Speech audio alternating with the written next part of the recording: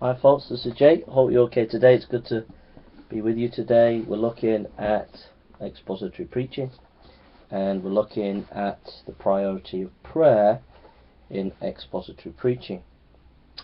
James E. Roscoe says, if the preacher is to deliver God's message with power, prayer must be the preeminent life and furnish a lifelong environment for the fruit of the Spirit. Galatians 5:22-23.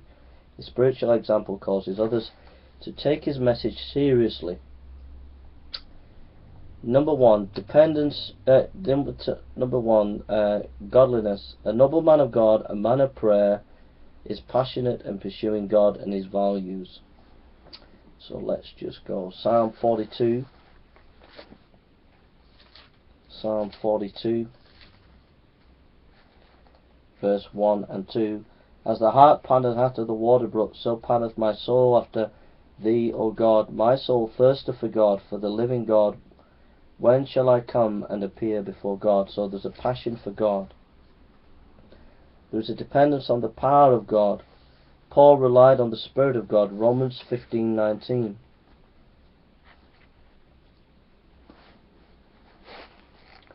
Romans 15:19.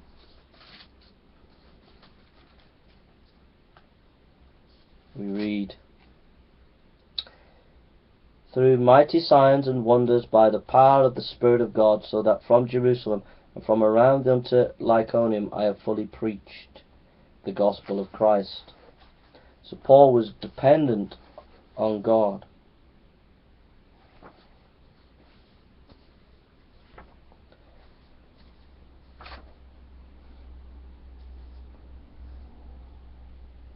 So we're thinking about prayer and preaching, and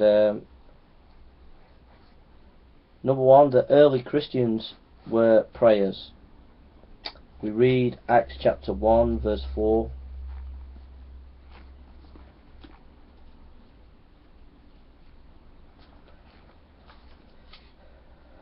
Acts chapter 1 verse 4. And being assembled together with them, commanded them that they should not depart from Jerusalem, but wait for the promise of the Father, which, said ye, have heard of me. So they were waiting for the Lord, and they were praying, if you read chapter 1 and 2 of Acts. Paul was a man of prayer, Acts 14:23.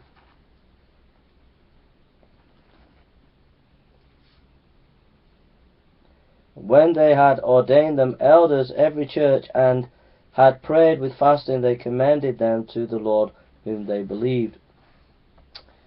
So prayer is vital in the preaching of the Word of God. Ian Barnes in 1835 to 1913 served as a Civil War chaplain for the Confederacy. He later pastored several churches and became a man driven by prayer. His morning habit was to pray from 4 to 7 o'clock. His listeners commented on his powerful public prayers and his messages. At least 8 of his manuscripts on prayer and biography have been published. Barnes' books have been aroused many to greater fervour in prayer. He wrote, the young preacher has been taught to lay out all his strength on the form, taste and beauty of his sermon as a mechanical and intellectual product.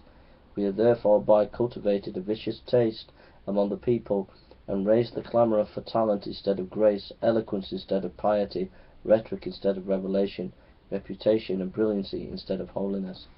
So prayer is absolutely vital and central to the preacher's task. The question is, how are we spending time in prayer? Are we doing that? And there's so much in this book about prayer, and so I would encourage you to read it, okay, and get the most out of the book. It's a question, what are we going to do about our prayer life?